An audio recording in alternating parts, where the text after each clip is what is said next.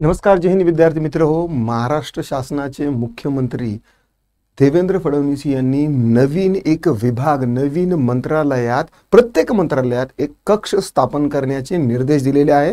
त्या संदर्भामध्ये GR देखील आहे. आता हा जो विभाग आहे हा आहे महाआस्था विभाग. म्हणजे हा जो विभाग आहे हा सरकारचा नवीन विभाग असणार आहे आणि या विभागामध्ये लवकरच पद भरती होणार आहे, ज्यामध्ये खूप कमी स्पर्धा असू शकते. जर तुम्ही हा व्हिडिओ मिस केला तर कदाचित ही स्पर्धा आणखी कमी होईल.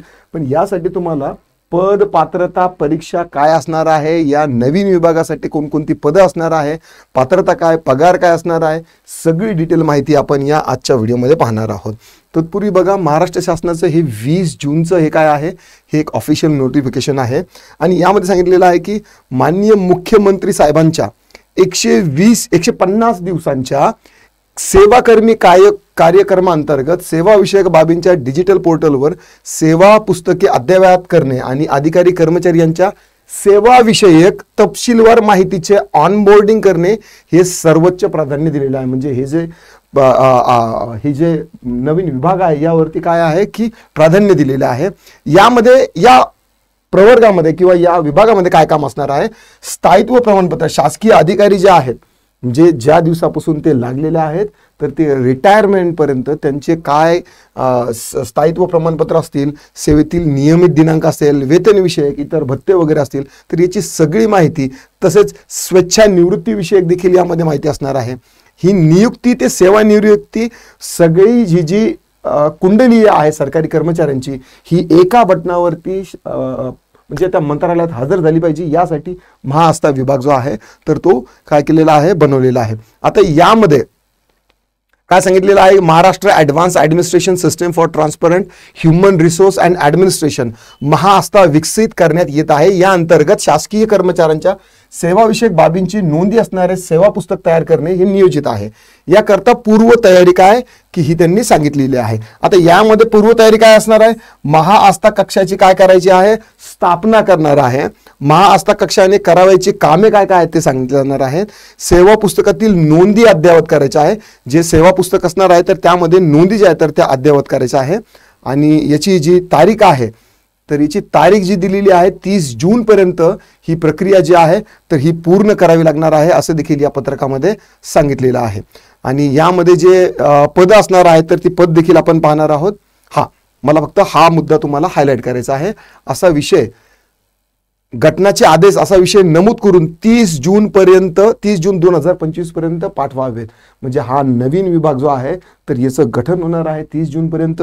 जे काही याकरता पद आहेत तर ते देखील यावरती दिलेलं आहे. सदरील जो GR आहे तर तो मी तुमच्यासाठी पाठवणारच आहे. यामध्ये कुठले कुठले पद असणार आहेत ते सगळं आपण काय करणार आहोत, पाहणार आहोत. तर चला आता आपल्या PPT वरती मी यावरती काय केलेलं आहे की PPT वरून तुम्हाला सोप्या भाषेमध्ये जो सार आहे त्या विभागाचा तो आणलेला आहे तुमच्यासाठी.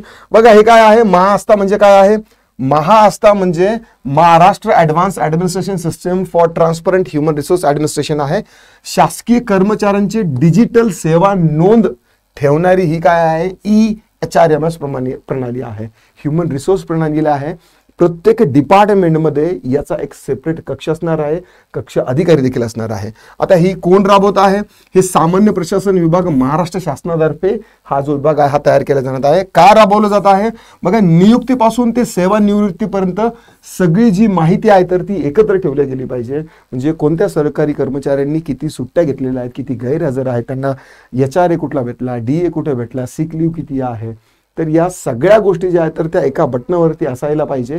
यासाठी काय केलेलं आहे की हे नवीन विभाग सुरू केलेला आहे. आणि कधीपासून सुरू होणार आहे हा विभाग जो आहे, हा 30 जून 2000 पासून विभाग सुरू होणार आहे.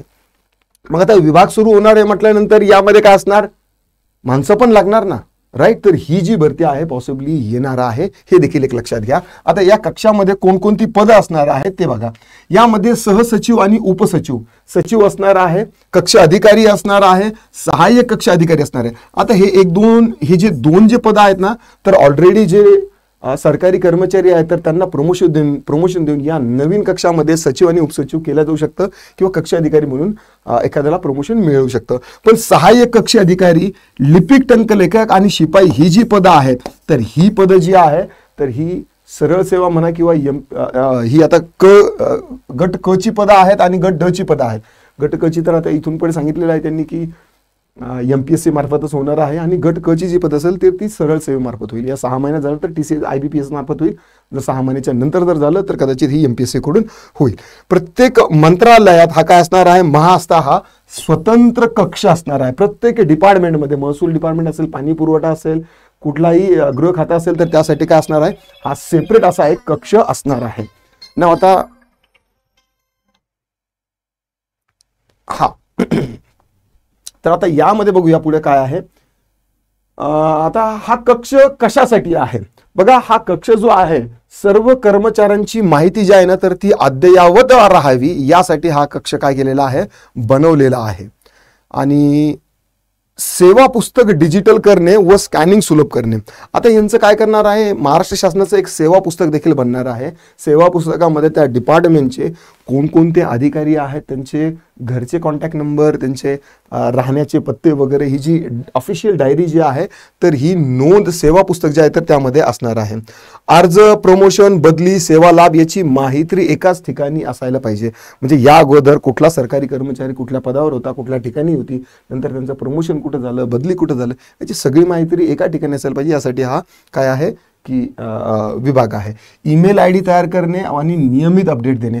आता सध्या जे शासकीय कर्मचारी ईमेल ID वापरतात ना तर तो वापरला जातो @gmail.com राईट. तर gmail.com आता या अगोदरचे पण भरपूर जे GR आले ना तर ते gmail.com या याने आलेले आहे. म्हणजे इंटरनॅशनल लेवलवरती जर एखादं सरकार जर जीमेलचे म्हणजे एक काय म्हणतात की पत्रव्यवहारासाठी जर तुम्ही स्वतःचं ईमेल ID आणि स्वतःचं सर्व्हर जर नसेल तर इझिली कोणतीही यंत्रणा तुमची आहे तर ती हॅक केल्या जाऊ शकते किंवा इझिली यामध्ये इंजेक्ट केल्या जाऊ शकतं. तर यासाठी ही जे आहे सायबर सिक्युरिटी किंवा एक सेपरेट सर्व्हर असावं ज्यातून माहिती इन्फॉर्मेशन जी आहे तर ती बाहेर लीक नाही व्हावी यासाठी ईमेल ID तयार करणे आणि नियमित अपडेट करणे यासाठी हे काय केलेलं आहे, हे नवीन विभाग तयार केलेला आहे. आता यामध्ये भरतीची शक्यता आहे आणि हा नवीन विभाग असल्यामुळे भविष्यात भरती होण्याची चांगले चिन्ह आहे. ॲडमिनिस्ट्रेटिव्ह पोस्ट येणार आहे, डेटा हँडलिंग असेल, क्लेरिकल सर्व्हिस असेल, यामध्ये चांगली संधी होणार आहे. आणि ज्यांचं कम्प्युटर स्किल आहे, MSc वगैरे झालेलं आहे, डिजिटल डॉक्युमेंटेशन आणि ऑफिस प्रोसिजर या जाणणाऱ्यांना काय असणार आहे, यामध्ये प्राधान्य असणार आहे. म्हणून तयारी जी आहे तर ती आतापासूनच राहू द्या. आता कोणते विद्यार्थी यासाठी पात्र ठरू शकतात बघा. ज्यांचं IT झालेलं आहे, इन्फॉर्मेशनल टेक्नॉलॉजी इंजिनिअरिंग अभियंता ज्यांचे झालेले असेल त्यांना सचिव, उपसचिव, कक्ष अधिकारी या पदासाठी देखील त्यांना काय आहे चान्स असू शकतो. ज्यांचं कम्प्युटर सायन्स झालेलं आहे, BSc कम्प्युटर सायन्स असेल, BBA असेल, कम्प्युटर सायन्सचा जर तुमचा विषय असेल तर त्यामध्ये तुम्हाला चान्स आहे.